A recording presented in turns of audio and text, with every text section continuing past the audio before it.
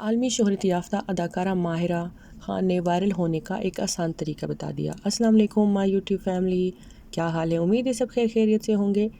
حالیہ دنوں میں سوشل میڈیا پر وائرل ہونا کوئی مشکل کام نہیں، اور پھر کچھ اداکارائیں آئے دن اپنے بیان یا تصویر کے باعث وائرل ہو جاتی ہے، اور ہر صارف ان سے متعلق ہی بات کر رہا ہوتا ہے۔ کچھ روز قبل ماہرہ خان کی بھی سوشل میڈیا پر کافی چرچے رہے، اور اداکارہ پر خوب میمز بھی بنائی گئی۔ ماہرہ خان ان دنوں فہد مصطفیٰ کے ساتھ اپنی آنے والی فلم قائداعظم زندہ باد کی تشہیر میں مصروف ہے، اور اسی حوالے سے ماہرہ خان نے ایک پروگرام میں شرکت کی جہاں انہوں نے سینئر اداکار نعمان اعجاز کی عمر سے متعلق بات کی۔